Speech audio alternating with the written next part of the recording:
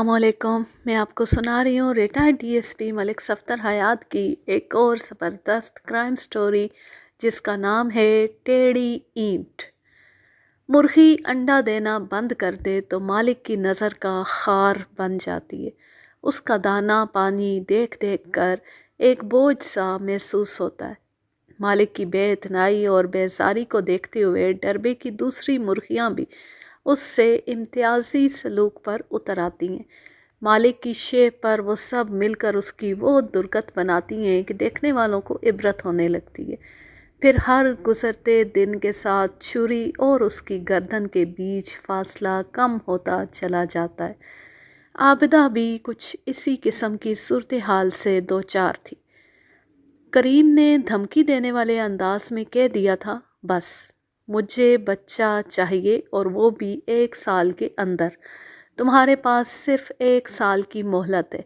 अगर तुमने बेटे को जन्म ना दिया तो मेरी तरफ से छुट्टी समझना। मैं 3 लफ्ज़ बोलने में 1 लम्हे की देर नहीं करूँगा।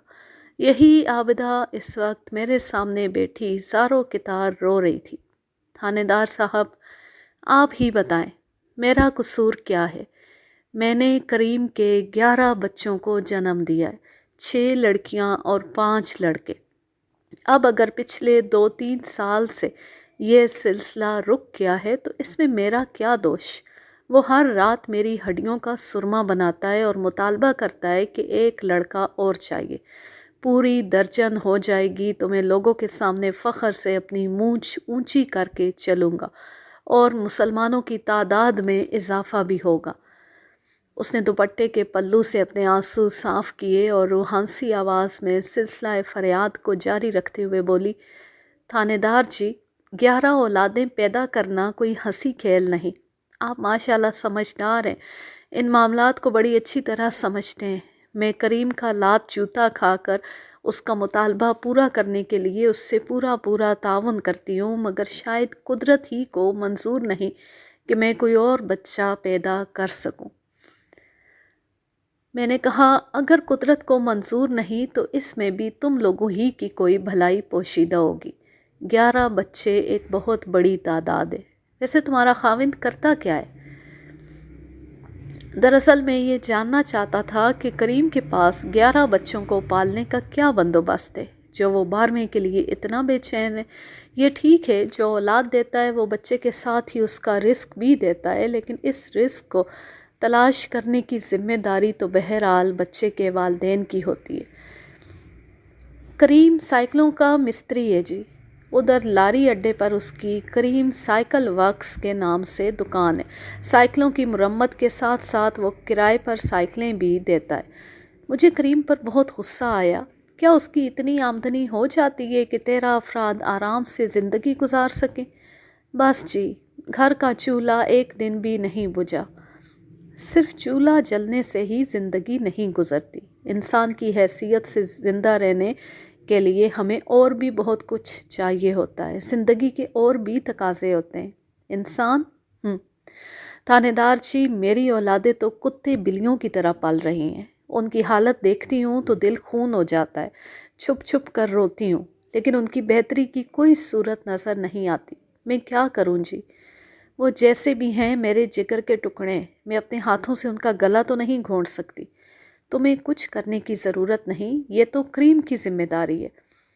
उसने तो मुझे धमकी दे दी है। अगर मैंने 1 साल के अंदर अंदर उसके लिए लड़का पैदा ना किया तो पता नहीं मेरा क्या हशर होगा। तलाक का ड्रावा तो वो दे ही चुका है। मैं इस उम्र में कहाँ जाऊँगी? दुनिया में मेरा तो कोई भी नहीं। जिसका कोई नहीं होता उसका खुदा होता है। तुम फिक्र ना करो, मैं करीम को थाने बुलाकर उससे बात करूँगा। इंशाल्लाह सब ठीक हो जाएगा। अल्लाह करे जी, सब ठीक हो जाए। मैंने तसल्ली दिलासा देकर आबदा को रुखसत कर दिया।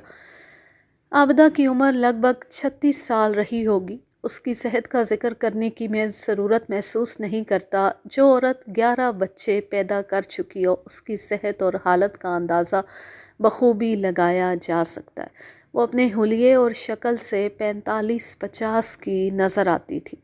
आबदा को रुखसत करने से पहले मैंने उसके घरेलू हालात के बारे में चंद सवालात भी किए थे, जिसके नतीजे में मुझे मालूम हुआ کہ اس کی شادی 18-19 سال کی عمر میں ہو گئی تھی۔ اس وقت کریم 22-23 سال کا تھا۔ شادی کے 1 سال بعد ان کے ہاں بچوں کی لائن لگ گئی۔ پہلے 2 لڑکے پیدا ہوئے، اس کے بعد اوپر تلے 6 لڑکیاں پیدا ہوئیں، جن کی عمریں اس وقت 8 سے 15 سال کے درمیان تھی۔ بڑے 2 بیٹوں میں فاروق 16 سال کا اور یوسف 17 سال کا تھا۔ 6 لڑکیوں کے بعد پھر 3 لڑکے پیدا ہوئے، جن کی عمریں بالترتیب 7، 5 اور 3 سال تھیں۔ 3 سالہ کامران کے بعد پیدائش کا سلسلہ رک گیا، اور یہی بات مستری کریم کو پسند نہیں آئی۔ گاؤں دیہات اور چھوٹے قصبہ جات کے اپنے مخصوص مسائل ہوتے ہیں۔ رسوم و روایات بھی شہروں سے قدرے مختلف ہوتی ہیں۔ وہ لوگ تھانے اور تھانے دار کو بہت کچھ سمجھتے ہیں، اور بعض اوقات اپنے انتہائی نجی معاملات کو بھی تھانے کے تعاون سے حل کرنا چاہتے ہیں، جیسا کہ عابدہ اپنے خاوند کی نامعقول دھمکی سے گھبرا کر فوراً میرے پاس چلی آئی تھی۔ اس نوعیت کی حرکات کو آپ سادہ لو افراد کی معصومیت بھی کہہ سکتے ہیں۔ بہرحال ہمارے زمانے میں تھانے کی بہت اہمیت ہوا کرتی تھی۔ لوگ پولیس کا بڑا احترام کرتے تھے اور اپنے دکھوں کے مداوع کے لیے ہمارا دروازہ ضرور کھٹکھٹاتے تھے۔ حفظ ما تقدم کے طور پر عابدہ نے تھانے سے جاتے ہوئے مجھ سے وعدہ لیا تھا کہ میں اس کے شوہر کو یہ نہیں بتاؤں گا کہ بیوی نے اس کے خلاف کوئی شکایت درج کروائی ہے۔ مجھے یہ وعدہ کرتے ہوئے عابدہ کی حالت پر بہت ترس آیا تھا۔ جس عورت نے اپنے شوہر کے بچے پیدا کر کر کے خود کو ختم کر لیا ہو، اس شوہر کو تو ایسی عورت کے ہر دکھ تکلیف کا خیال رکھنا چاہیے، کجا یہ کہ وہ بد نصیب کسی وحشت زدہ ہرنی کی مانند سہمی ہوئی تھی۔ میں نے اسی روز شام کے وقت ایک کانسٹیبل کو لاری اڈے بھیج کر کریم مستری کو تھانے بلا لیا۔ کریم 40 سال کا ایک گول مٹول اور پستہ قامت شخص تھا۔ اس نے کام والے کپڑے پہن رکھے تھے، جن پر جا بجا تیل اور گریس کے دھبے دکھائی دیتے تھے۔ وہ اس بلاوے پر حیران سے زیادہ پریشان نظر آتا تھا۔ کانسٹیبل اسے میرے کمرے میں چھوڑ کر چلا گیا تو میں نے سر تاپا اس کا جائزہ لینے کے بعد کرسی پر بیٹھنے کا اشارہ کرتے ہوئے کہا، کریم، پتہ ہے میں نے تمہیں تھانے کیوں بلایا؟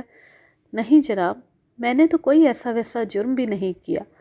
ایسا ویسا نہ صحیح، مگر تم نے جیسا تیسا جرم ضرور کیا ہے، اور میں نے تمہارا انٹرویو کرنے کے لیے بلایا ہے۔ انٹرویو؟ کریم، تمہارے بچے کتنے ہیں؟ 11 جناب۔ تاہم اس کی سمجھ میں نہ آیا کہ میں نے یہ سوال کیوں کیا ہے۔ آپ میرے بچوں کے بارے میں کیوں پوچھ رہے ہیں؟ اوئے نامعقول، کیا تمہیں اتنا بھی نہیں پتہ؟ انٹرویو میں سوالات ہی کیے جاتے ہیں، تمہاری کسی بھی چیز کے بارے میں پوچھا جا سکتا ہے، اور ہاں، اب بیچ میں کوئی اعتراض نہ اٹھانا، ورنہ میں تمہیں کریم رول یا آئس کریم ضرور بنا دوں گا۔ ویسے اپنے قد کاٹ اور جسامت سے تم کسی بیوٹی کریم کی بنی بنائی شیشی ہو، مجھے تم پر زیادہ محنت نہیں کرنا پڑے گی۔ پستہ قامتی کے ساتھ ہی وہ مائل بفربی بھی تھا، اور اگر قد قامت اچھی ہوتی تو اس کی فربی چھپ جاتی، لیکن 5 فٹ 2 انچ قد نے اس کے اوسط موٹاپے کو زیادہ نمایاں کر دیا تھا۔ میں نے اسے ایک مناسب ڈانٹ پلائی تو وہ سیدھا ہو کر بیٹھ گیا۔ تم نے شادیاں کتنی کی ہیں؟ اس زمانے میں عموماً 2-3 شادیاں کر لی جاتی تھیں، اور خاندگی سطح پر زیادہ بگاڑ بھی پیدا نہیں ہوتا تھا۔ اکثر گھروں میں تو 2 یا 3 اور بعض اوقات 4 کی 4 بیویاں ایک ہی چھت تلے زندگی بسر کرتی تھیں۔ یہ شاید اس لیے بھی ممکن تھا کہ اس وقت معاشی مسائل نے انسان کے لیے کسی افریت کی شکل اختیار نہیں کی تھی، مگر آج کل صورتحال قطعی مختلف ہے۔ دلوں اور جیبوں میں اتنی گنجائش نہیں رہی کہ کوئی مرد دوسری شادی کے بارے میں سوچ بھی سکے۔ ایک ہی اگر عزت سے نبھ جائے تو اللہ کا لاکھ لاکھ شکر ادا کیا جاتا ہے۔ انسان بڑے زور و شور سے ترقی کا دعوے دار ہے۔ اگر یہی ترقی ہے تو پھر یہ بڑی معکوس ہے۔ ترقی تو وہ ہے جو مسائل کو ختم کر کے زندگی کو آسان بنائے۔ کریم میرے سوال پر تھوڑا چونکا اور بولا، صرف ایک جناب۔ اس کے بارے میں عابدہ سے مجھے تمام معلومات حاصل ہو چکی تھی، تاہم میں اس سے محض چھیڑ چھاڑ کر رہا تھا تاکہ اس موضوع پر لتاڑ پھٹکار کے لیے اسے تیار کیا جا سکے۔ میں نے قدرے حیرت سے کہا، میں تو سمجھ رہا تھا اتنی اولادیں 2-3 بیویوں میں سے ہوں گی۔ میں اتنا خوش قسمت کہاں تھانے دار صاحب، اس نے حسرت بھرے انداز میں کہا۔ اگر تم خوش قسمت نہیں ہو تو اپنی اولاد کی قسمت کا کباڑہ کرنے پر کیوں تلے ہوئے ہو؟ میں نے کیا کیا جناب؟ تم 11 زندگیوں کو اس دنیا میں لائے ہو اور 12ویں زندگی کو لانے کی کوشش میں ہو، اور اس طرح کوشش میں ہو کہ اگر اس مرتبہ تمہاری بیوی نے لڑکا پیدا نہ کیا تو تم اسے طلاق دے دو گے۔ وہ ہکا پکا مجھے تکے چلا گیا۔ یہ نامعقول خیالات تم اس عورت کے لیے رکھتے ہو جس نے اپنی ساری زندگی تمہیں اور تمہاری اولاد کو دے دی؟ کیا اس دیرینہ رفیق کی خدمت اور محبت کا یہی صلہ ہے؟ یہ طلاق والی بات آپ کو کس نے بتائی ہے؟ وہ سٹپٹائے ہوئے لہجے میں بولا۔ کیا عابدہ نے کوئی شکایت کی ہے؟ اس بیچاری نے آج تک تم سے کوئی شکایت کی ہے جو وہ مجھ سے آ کر کچھ کہتی؟ میں نے تو اڑتے اڑتے تمہارے بارے میں سنا ہے، اور کیا تمہیں پتہ نہیں میں اس علاقے کا تھانے دار ہوں؟ ایک ایک گھر کی خبر رہتی ہے مجھے۔ تھانے داری کوئی ابا جی کا کاروبار نہیں۔ وہ جی، میں تو صرف یہی چاہ رہا تھا ذرا توازن قائم ہو جائے۔ دیکھیں نا جی، 6 بچیاں ہیں تو بچے بھی 6 ہی ہونے چاہیے۔ بچے اور بچیوں سے اس کی مراد لڑکے اور لڑکیاں تھیں۔ کیا تم گھر کے اندر میزان لیے بیٹھے رہتے ہو؟ تم کون ہوتے ہو یہ ناپ تول کرنے والے؟ جو اس دنیا میں آ چکے ہیں ان کی بہتری کے لیے سوچو، اور خواہ مخواہ گھر والی کو ہراساں نہ کرو۔ اگر اب مجھے پتہ چلا کہ تم نے عابدہ کو تنگ کیا یا اسے طلاق کی دھمکی دی ہے تو میں ایک لمحے کا توقف نہیں کروں گا۔ تم میرے تھانے کی حوالات میں نظر آؤ گے، سمجھ گئے؟ پتہ نہیں وہ میری بات کو سمجھا یا نہیں، تاہم اس نے اپنی گردن کو اسباتی انداز میں جنبش دی۔ تھوڑی دیر بعد میں نے اسے رخصت کر دیا۔ آئندہ چند روز تک امن امان کی صورتحال رہی۔ عابدہ نے کسی قسم کی کوئی شکایت کی اور نہ ہی کریم کی کسی اور زیادتی کی خبر ملی۔ میں یہی سمجھا کہ کریم کو عقل آ گئی ہے اور اس نے میری نصیحت پا کر اپنی زندگی کی ساتھی کو ایک انسان تسلیم کر لیا۔ یہ نتائج خوشائن تھے، لہٰذا میں مطمئن ہو گیا۔ کچھ دن بعد میں عابدہ اور کریم کو بھول گیا۔ تھانے میں جس قسم کے خطرناک اور سنسنی خیز معاملات جاری رہتے ہیں، ان میں یہ معمولی سا گھریلو تنازع کیا اہمیت رکھتا تھا؟ میں نے شروع میں جس معاملے کو معمولی تنازع سمجھ لیا تھا وہ بعد میں ایک بہت بڑا بکھیڑا بن کر سامنے آیا۔ عابدہ کی شکایت کے کوئی 1 ماہ بعد وہ دونوں میاں بیوی اپنے بیٹے یوسف کے ساتھ میرے پاس آئے۔ مجھے جب ان کی آمد کا پتہ چلا تو میں نے فوراً انہیں اپنے کمرے میں بلا لیا۔ وہ تینوں اس وقت سخت پریشان دکھائی دیتے تھے۔ میں نے انہیں بیٹھنے کو کہا، پھر کریم کی طرف دیکھتے ہوئے کہا، کیوں بھائی، تمہارا منہ کیوں لٹکا ہوا ہے؟ کریم کی بجائے عابدہ بول اٹھی، تھانے دار جی، ہم کل سے بہت پریشان ہیں۔ وہ تو تمہاری شکلوں ہی سے نظر آ رہا ہے۔ کیا پریشانی ہے تم لوگوں کو؟ فاروق کہیں چلا گیا ہے۔ فاروق ان کے دوسرے نمبر والے بیٹے کا نام تھا۔ وہ یوسف سے چھوٹا تھا اور کسی کام کاج کا نہیں تھا۔ میری معلومات کے مطابق وہ دن بھر آوارہ گردی میں مصروف رہتا تھا۔ صبح کا نکلا، رات گئے گھر لوٹتا۔ جبکہ یوسف قدرے مختلف مزاج کا لڑکا تھا۔ وہ دن بھر دکان میں باپ کا ہاتھ بٹاتا تھا۔ فاروق کی عمر 16 سال تھی۔ وہ یوسف سے صرف 1 سال چھوٹا تھا۔ وہ آوارہ گرد کہاں چلا گیا؟ اگر ہمیں پتہ ہوتا تو پھر پریشانی کس بات کی تھی؟ وہ کل رات سے گھر نہیں آیا اور آج کی رات بھی گزر گئی۔ وہ یہ کہنا چاہ رہا تھا کہ اس کا بیٹا فاروق 4 مئی کو صبح کا گھر سے نکلا، ابھی تک واپس نہیں لوٹا تھا، اور آج 6 مئی تھی۔ کیا وہ اس سے پہلے بھی کبھی اس طرح بتائے بغیر غائب ہوا ہے؟ یہ پہلی مرتبہ ہوا ہے، ورنہ چاہے دیر ہی سے صحیح وہ رات کو گھر واپس آ جاتا ہے۔ تم نے اس کے یار دوستوں سے پوچھا؟ جی، کل کا پورا دن ہم فاروق کو تلاش کرتے رہے ہیں، ہر طرف دیکھ لیا، مگر اس کا سراغ نہیں ملا۔ لگتا ہے وہ اس علاقے ہی میں نہیں ہے۔ تم ان لڑکوں کے نام تو جانتے ہوگے جن کے ساتھ اس کا زیادہ اٹھنا بیٹھنا تھا؟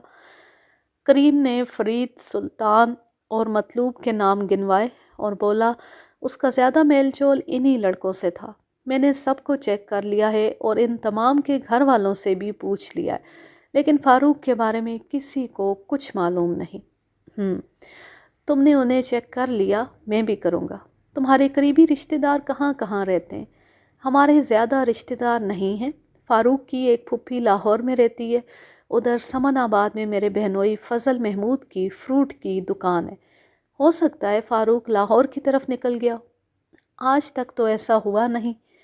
جو کبھی نہ ہوا ہو بھی تو سکتا ہے۔ بہرحال تم لوگ لاہور والوں سے رابطہ کر کے فاروق کے بارے میں پوچھو، میں یہاں اور آس پاس اسے تلاش کرواتا ہوں، انشاءاللہ تمہارا بیٹا مل جائے گا، زیادہ پریشان ہونے کی ضرورت نہیں۔ پریشان کیسے نہ ہوں تھانے دار جی، جوان جہان بیٹا اچانک غائب ہو جائے تو ماں کو کہاں سکون آتا ہے۔ میں فاروق کے لیے بہت بے چین ہوں۔ میں عابدہ کے درد کو سمجھ رہا تھا۔ قدرت نے ماں کے دل میں بڑے عجیب جذبات بھرے۔ اس ہستی کی محبت کا جدا گانا انداز ہے جسے سمجھنا اولاد کے بس کی بات نہیں۔ یہ اپنی مامتا کے ہاتھوں مجبور ہوتی ہے۔ کسی ماں کی چاہے 1000 اولادیں ہی کیوں نہ ہوں، وہ ہر ایک کے دکھ اور تکلیف کو برابر محسوس کرتی ہے۔ محسوسات کا یہ توازن انصاف کی ایک عمدہ مثال ہے، اور بے شک انصاف کرنا دنیا کا سب سے مشکل کام ہے۔ شاید اسی لیے ماں کے قدموں تلے جنت کی بشارت پوشیدہ ہے۔ 3 مئی کی رات گھر میں کسی قسم کا کوئی جھگڑا تو نہیں ہوا تھا۔ میرے نزدیک 3 مئی کی رات اور 4 مئی کی صبح زیادہ اہم تھی۔ فاروق رات کو دیر سے گھر لوٹتا تھا اور اگلی صبح پھر نکل جاتا۔ میرے سوال پر میاں بیوی نے سوالیہ نظر سے ایک دوسرے کو دیکھا اور کریم جلدی سے بولا، نہیں جی، ایسی تو کوئی بات نہیں۔ میں نے واضح طور پر محسوس کیا وہ غلط بیانی سے کام لے رہا تھا۔ میں نے عابدہ کی آنکھوں میں دیکھتے ہوئے کہا، اور 4 مئی کی صبح کو؟ عابدہ کے چہرے پر ایسے تاثرات نمودار ہوئے جیسے وہ مجھے بہت کچھ بتانا چاہ رہی ہو، لیکن کسی دشواری کے باعث اس کی زبان ساتھ نہ دے رہی ہو، کوئی مصلحت بیان کے آڑے آ رہی ہو۔ میں مسلسل اس کی آنکھوں میں دیکھ رہا تھا، لہٰذا جواب دینا ضروری تھا۔ اور ڈنڈی مارتے ہوئے لکنت زدہ لہجے میں بولی، نہیں، گھر میں تو سب ٹھیک ٹھاک ہے۔ عابدہ اور کریم کے رد عمل نے مجھے باور کرا دیا کہ ضرور کہیں کوئی گڑبڑ ہے۔ اس کا مطلب تھا 3 مئی کی رات یا 4 مئی کی صبح ان کے گھر میں کوئی ایسا واقعہ پیش آیا تھا جس کے نتیجے میں فاروق گھر سے غائب ہو گیا تھا، اور یہ دونوں میاں بیوی اس واقعے کو مجھ سے چھپانے کی کوشش کر رہے تھے۔ میں نے واضح طور پر محسوس کیا عابدہ کا رد عمل کریم کی کسی خاص ہدایت کا عکاس تھا۔ میں تھوڑی دیر تک انہیں خاموشی سے گھورتا رہا، پھر عابدہ کی طرف دیکھتے ہوئے کہا، تم اپنے بیٹے یوسف کے ساتھ باہر برآمدے میں جا کر بیٹھو، میں کریم سے تنہائی میں چند باتیں کرنا چاہتا ہوں۔ اس نے الجھن زدہ نظر سے مجھے دیکھا اور خاموشی سے میرے حکم کی تعمیل کر دی۔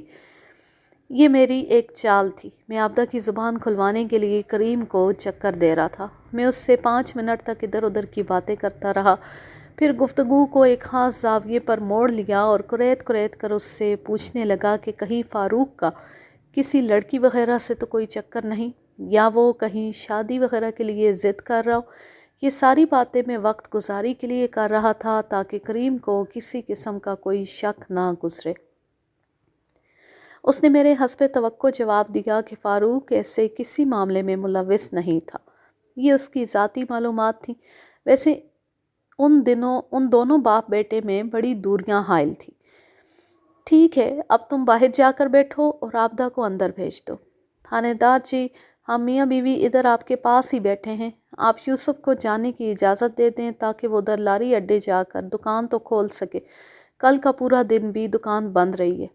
وہ تینوں میرے احکام پر تھانے نہیں لائے گئے تھے، لہٰذا میں نے کریم کی فرمائش پوری کرتے ہوئے کہا، ٹھیک ہے، پہلے تم یوسف ہی کو میرے پاس بھیجو، میں اسے فارغ کر دیتا ہوں۔ جب وہ میرے کمرے سے نکل جائے تو تم اسے لاری اڈے روانہ کر دینا اور عابدہ کو ادھر بھیج دینا۔ وہ مجھے سلام کر کے کمرے سے نکل گیا۔ یوسف کو میں نے 5 منٹ میں نمٹا دیا اور پھر عابدہ کی آمد پر میں اس کی جانب متوجہ ہو گیا۔ پہلے میں نے اس سے اسی قسم کے سوالات کیے جیسے کریم سے پوچھے تھے، اور ساتھ ہی یہ تاکید بھی کر دی کہ باہر جا کر کریم کے سامنے وہ اپنے بیان کو یہیں تک محدود رکھے تاکہ اس کی چمڑی اور ہڈیاں سلامت رہیں۔ وہ میری بات کو سمجھ گئی اور بولی، اس کا مطلب ہے آپ نے کوئی خاص بات پوچھنے کے لیے مجھے بلایا ہے؟ میں نے اس کی آنکھوں میں جھانکا اور میں نے خیز انداز میں کہا، اور تم جانتی ہو وہ خاص بات کیا ہو سکتی ہے؟ آپ کا اشارہ اس رات والے جھگڑے کی طرف ہے نا؟ تم بڑی عقل مند ہو، اب مزید سمجھداری کا ثبوت دو اور مجھے بتاؤ، 3 مئی کی رات کو تمہارے گھر میں کیا واقعہ پیش آیا تھا؟ رات کا حوالہ دے کر اس نے 4 مئی صبح کی خود ہی تردید کر دی تھی، لہٰذا مجھے آسانی ہو گئی۔ اس کے مزید اطمینان کے لیے میں نے کہا، تم بے فکر رہو، یہ باتیں صرف تمہارے اور میرے درمیان رہیں گی۔ کریم کو ان کی ہوا بھی نہیں لگے گی۔ وہ پوچھے تو وہی بتانا جس کی میں نے تمہیں ہدایت کی ہے۔ اس کے چہرے پر اطمینان جھلکنے لگا اور پھر اس نے مجھے پورا واقعہ سنا دیا۔ میں یہاں اس کا خلاصہ بیان کرتا ہوں۔ عابدہ کے مطابق جب سے میں نے کریم کو تھانے بلا کر ڈانٹ ٹپٹ کی تھی، وہ خاصا سیدھا ہو گیا تھا، لیکن وہ مسلسل اس گرید میں تھا کہ آخر تھانے دار کو ان کے گھریلو معاملات کے بارے میں کس نے بتایا۔ اسے عابدہ پر شک تھا اور اس شک کا اظہار وہ اٹھتے بیٹھتے کرتا رہتا تھا۔ عابدہ کے پیہم انکار سے برہم ہو کر 3 مئی کی رات اس نے گھر میں اچھا خاصا ہنگامہ کر ڈالا۔ اس نے عابدہ کو بے دریغ کوٹا اور اس کے ساتھ ہی فاروق کو بھی بہت برا بھلا کہا۔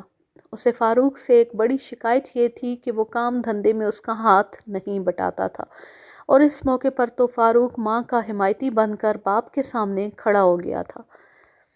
فاروق کے اس جرأت مندانہ اقدام سے پیشتر کریم نے اپنی بیوی کو جو مار لیا سو مار لیا۔ بعد میں وہ عابدہ کو ہاتھ بھی نہ لگا سکا۔ اس دوران باپ بیٹے کے درمیان اچھی خاصی ہاتھا پائی ہو گئی اور ایک مرحلے پر کریم نے اسے دھکا دے کر پرے پھینک دیا۔ یوسف اس دوران میں زبانی کلامی اس جھگڑے کو ختم کروانے کی تگ و دو میں مصروف رہا تھا۔ بہرحال وہ رات جیسے تیسے گزر گئی۔ اگلی صبح فاروق حسب معمول گھر سے نکلا اور پھر واپس نہ آیا۔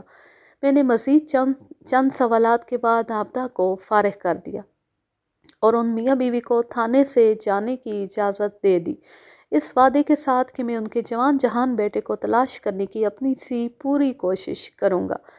میں نے یہ کوشش کی بھی، مگر مجھے فاروق کا کوئی سراغ نہ مل سکا۔ میں نے فرید، سلطان اور مطلوب کو تھانے بلا کر انہیں اچھی طرح گھسا اور مانجا۔ اس گاؤں اور آس پاس کے دیہات میں بھی بندے دوڑائے تاکہ فاروق کو ڈھونڈ نکالیں، لیکن میری یہ تمام تر کوشش سعی لا حاصل میں ڈھل گئی۔ کریم نے اپنے طور پر سمن آباد سے بھی پتہ کروا لیا، فاروق وہاں بھی نہیں پہنچا تھا۔ گاؤں کا کوئی اور لڑکا یا لڑکی بھی غیر حاضر نہیں تھی، جو ایک خاص انداز میں سوچا جاتا۔ ایک ہفتے کی تگ و دو کے بعد میں اس نتیجے پر پہنچا کہ فاروق اپنے گھریلو حالات سے دل برداشتہ ہو کر کہیں نکل گیا تھا۔ کہاں، اس بارے میں اس نے اپنے دوستوں کو بھی کچھ نہیں بتایا تھا۔ اگر ایسی کوئی بات ہوتی تو میں فرید، سلطان اور مطلوب سے اگلوا لیتا۔ میں نے پوچھ تاچھ کے دوران ان پر اچھی خاصی سختی بھی کی۔ ٹین ایج کو اگر انگریز نے خطرناک عمر قرار دیا ہے تو اس حقیقت کو ماننا پڑے گا۔ کسی قسم کے تعصب، اختلاف یا ناپسندیدگی سے قطع نظر انگریز کی عقل مندی، دور اندیشی اور موقع شناسی سے انکار ممکن نہیں۔ فاروق 16 سال کا تھا اور عمر کا یہ حصہ بہت ہی لاؤبالی اور جذباتی ہوتا ہے۔ والدین کے مابین پائی جانے والی ناچاکی اس سے ڈھکی چھپی نہیں تھی۔ پھر اس افلاس زدہ خاندان پر 11 بہن بھائیوں کا بوجھ، ان عوامل نے پتہ نہیں اس کے ذہن کی کیا حالت کر دی ہو، جبکہ وہ کچھ کماتا بھی نہیں تھا۔ یہ بنے بنائے ایسے حالات تھے جن سے تنگ آ کر کوئی بھی لڑکا گھر چھوڑ کر جا سکتا تھا۔ فاروق بھی انہی زیر آلود حالات کا شکار ہو گیا تھا۔ بہرحال میں نے ہمت نہ ہاری، جلد یا بدیر اس کا سراغ ملنا ہی تھا۔ میں نے اپنی دیگر پیشہ ورانہ مصروفیات کے ساتھ ساتھ فاروق کی تلاش میں بھی گھوڑے دوڑائے رکھے، اس امید پر کہ کوشش کبھی بے نتیجہ نہیں ہوتی۔ 15 مئی کی رات میں عشاء کی نماز سے فارغ ہوا ہی تھا کہ میرے کوارٹر کے دروازے پر دستک ہوئی۔ میں صبح سویرے اٹھنے کا عادی ہوں، لہٰذا رات کو بھی جلدی بستر پر چلا جاتا ہوں۔ اگر کسی ایمرجنسی میں مصروف نہ ہوں تو رات کا کھانا میں عشاء کی نماز سے قبل کھا لیتا ہوں۔ میں نے دروازہ کھولا تو سامنے ایک کانسٹیبل کھڑا تھا۔ میں نے اسے سوالیہ نظر سے دیکھا اور پوچھا، کیا بات ہے فدا، تم اس قدر گھبرائے ہوئے کیوں ہو؟ سر جی، کسی نے مستری کریم کو قتل کر دیا ہے۔ تم سائیکلوں والے مستری کی بات کر رہے ہو؟ جی ہاں، وہی جناب جس کا لڑکا 1 ہفتہ پہلے گم ہو گیا تھا۔ تھانے میں مستری کریم کی بیوی بیٹھی ہے، آپ جلدی سے آ جائیں۔ کانسٹیبل کی اطلاع بڑی سنسنی خیز تھی۔ عابدہ نے ہی تھانے آ کر اسے بتایا تھا۔ میں نے کانسٹیبل سے کہا ٹھیک ہے تم چلو میں آ رہا ہوں۔ میں نے یونیفارم کا تکلف ضروری نہ جانا اور 5 منٹ میں سادہ لباس ہی میں تھانے پہنچ گیا۔ پھر میرے حکم پر عابدہ کو میرے کمرے میں بھیج دیا گیا۔ وہ اپنے 7 سالہ بیٹے نوید کے ساتھ تھانے آئی تھی۔ عابدہ کی حالت بڑی افسوسناک تھی، اسے بات کرنے میں بڑی مشکل پیش آ رہی تھی، آنسو اس کی آنکھوں سے مسلسل جاری تھے۔ میں نے کوشش کر کے اس سے پوچھ لیا کہ کریم کے ساتھ کیا واقعہ پیش آیا تھا۔ اس نے بتایا کہ آج شام کسی نے کریم کو دکان میں قتل کر دیا تھا۔ میں نے ASI جلال الدین کو ساتھ لیا اور جائے وقوعہ پر پہنچ گیا۔ کریم کی سائیکلوں والی دکان لاری اڈے کے قریب تھی۔ مذکورہ دکان ایک نیچی چھت والے کمرے پر مشتمل تھی۔ روڈ اور اس کمرے کے درمیان اچھی خاصی جگہ خالی پڑی تھی، جس کا بیشتر حصہ کریم ہی کے استعمال میں تھا۔ وہ دکان کے سامنے اپنے آلات پھیلا لیتا تھا اور اس سے آگے وہ سائیکلیں ایک قطار میں کھڑی ہوتیں جنہیں وہ کرائے پر چلاتا تھا۔ کمرے کو در حقیقت سامان رکھنے کے لیے استعمال کیا جاتا تھا۔ دکان بند کرتے وقت وہ تمام سائیکلوں کو کمرے میں رکھ دیتا اور باہر سے تالا لگا کر گھر چلا جاتا۔ جب میں اس کی دکان پر پہنچا تو رات کے 10 بج رہے تھے۔ دکان کے اندر اندھیرا تھا، لہٰذا کارروائی کے لیے ٹارچ اور لالٹین کا استعمال کرنا پڑا۔ اس دوران بھی میری ہدایت پر ASI لاری اڈے سے ایک ویگن والے کو پکڑ لایا۔ مذکورہ ویگن کی ہیڈ لائٹس نے ہمارا کام اور آسان کر دیا۔ کریم کی لاش دکان کے اندر پڑی تھی۔ اس کی گردن پر سائیکل والی ٹیوب کو کس کر باندھا گیا تھا۔ گرہ اتنی مضبوط تھی کہ حلقوں سے اس کی آنکھیں ابلی پڑ رہی تھیں۔ قاتل نے بڑی وحشت اور بربریت کا مظاہرہ کیا تھا۔ کریم کو دیکھ کر، ایک نظر دیکھ کر ہی اندازہ ہو گیا کہ وہ اب اس دنیا کا باسی نہیں رہا تھا۔ لاش کے تفصیلی معائنے کے بعد یہ انکشاف بھی ہوا کہ کریم کے سر میں کسی آہنی شے سے ایک خطرناک چوٹ بھی لگائی گئی تھی۔ کھوپڑی کا متاثرہ حصہ کھل گیا تھا اور وہاں سے اچھا خاصا خون بھی خارج ہوا تھا۔ تھوڑی تلاش کے بعد میں اس آہنی شے کو ڈھونڈنے میں کامیاب ہو گیا جس کی شدید ضرب نے کریم کی کھوپڑی کو چٹخا دیا تھا۔ وہ سائیکل میں ہوا بھرنے والا پمپ تھا جس کے نچلے حصے پر سر کے بال اور خون کے دھبے موجود تھے۔ ان چند بالوں اور خون کا تعلق یقیناً مقتول کریم ہی سے تھا۔ لیبارٹری رپورٹ اس کی تصدیق کر سکتی تھی۔ اس وقت میں وثوق سے نہیں کہہ سکتا تھا کہ کریم کی موت سر میں لگنے والی چوٹ سے واقع ہوئی تھی یا گردن گھٹنے سے اس کی سانس کا سلسلہ منقطع ہوا تھا۔ پوسٹ مارٹم کی رپورٹ ہی اس حقیقت کو بے نقاب کر سکتی تھی۔ میں نے جائے واردات یعنی اس کمرے کا تفصیلی معائنہ کیا۔ ایک دیوار کے ساتھ بڑی ترتیب سے 4 سائیکلیں کھڑی تھیں۔ سائیکل مرمت کا سامان اور دیگر اوزار بھی نظر آ رہے تھے۔ لکڑی کا ایک بڑا سا باکس ایک کونے میں رکھا تھا، غالباً وہ ٹول باکس کے طور پر استعمال ہوتا تھا۔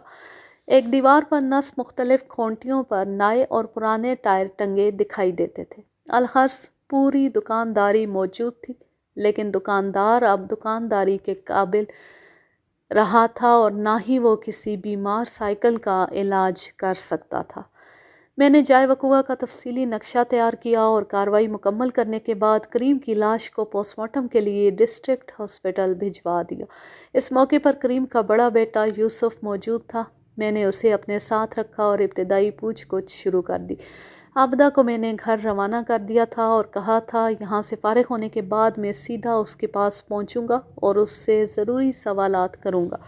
وہ بیچاری چھوٹے بیٹے کے ساتھ خواہ مخواہ ادھر ادھر خوار ہوتی پھر رہی تھی۔ وہ اگرچہ گرمیوں کا موسم تھا لیکن اس وقت رات کے 11 بجنے والے تھے، اس لیے لاری اڈے کی رونق ماند پڑ چکی تھی۔ اکا دکا دکانوں کے سوا باقی سب بند تھیں۔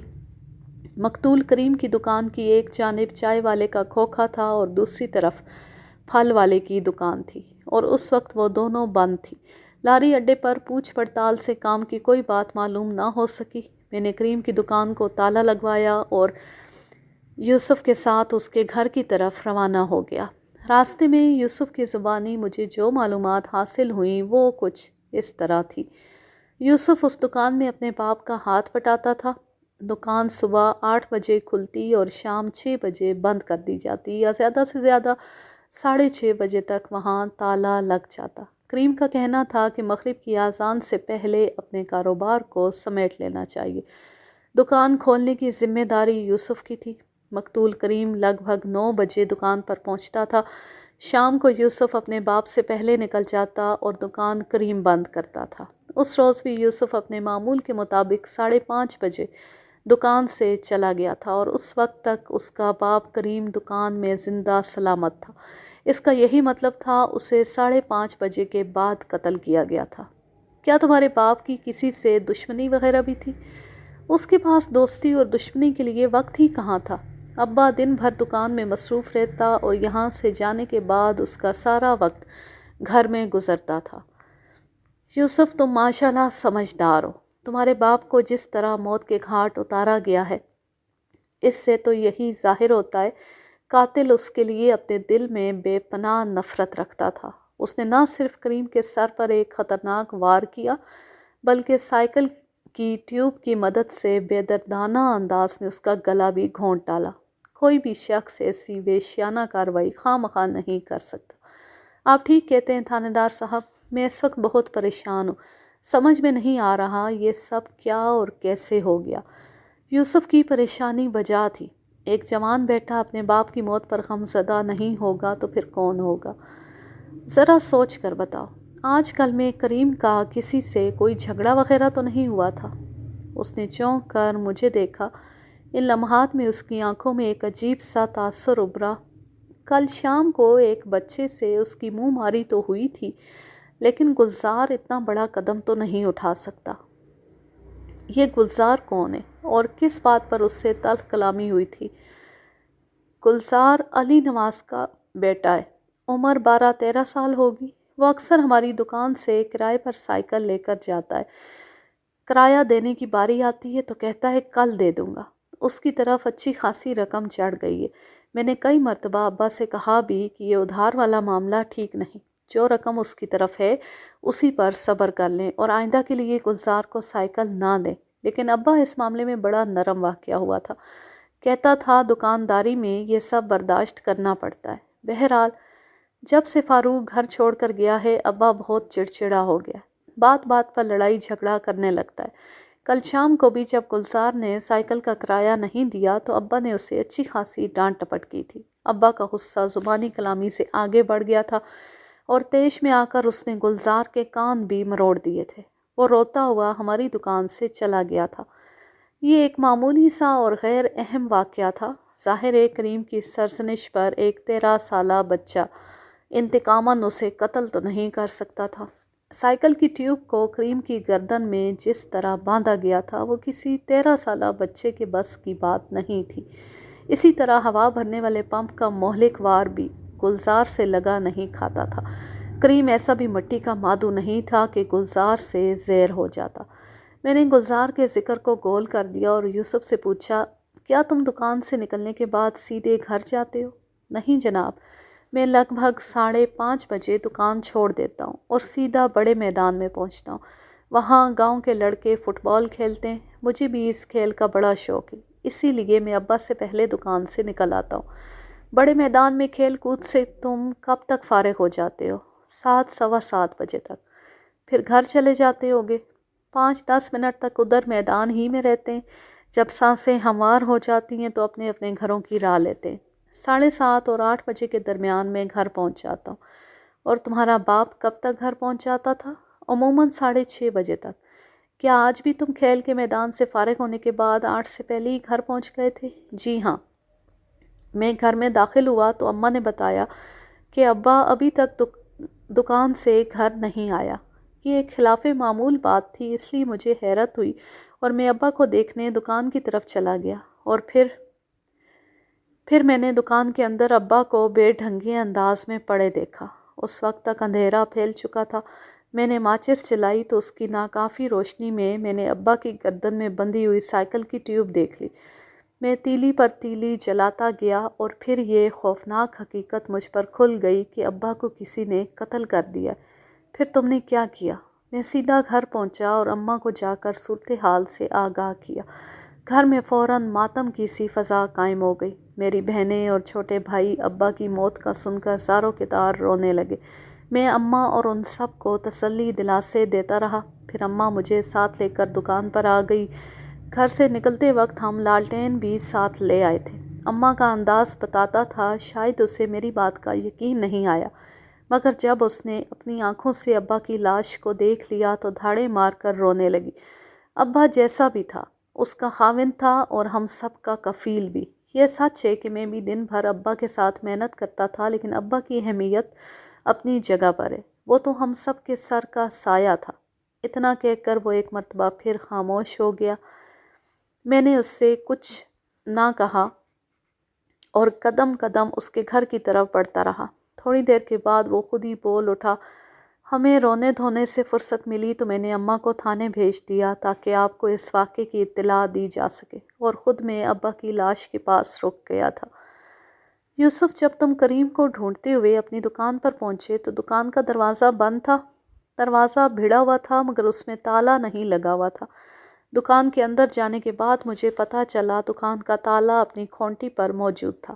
اس نے مجھے بتایا کہ صبح دکان کھولنے کے بعد وہ چابی سمیت تالے کو دیوار میں نصب ایک کھونٹی پر لٹکا دیتا تھا اور دن بھر وہ چابی تالا دکان کے اندر ہی رہتا تھا۔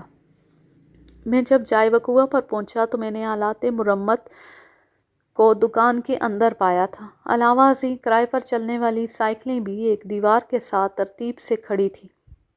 کیا دکان کا ساز و سامان تم نے اٹھا کر کمرے کے اندر رکھا تھا؟ نہیں، وہ پہلے سے اندر موجود تھا۔ اس کا مطلب ہے کریم نے دکانداری سمیٹ لی تھی جب قاتل وہاں پہنچا، اور پھر قاتل نے اسے دکان بند کرنے کا موقع نہ دیا۔ یوسف نے میرے خیال کی تائید کر دی۔ آج کے لیے بس اتنا ہی، اب میں لیتی ہوں آپ سے اجازت۔ جہاں رہیں خوش رہیں، شاد و آباد رہیں، ہنستے مسکراتے رہیں۔ اللہ حافظ، اللہ نگہبان۔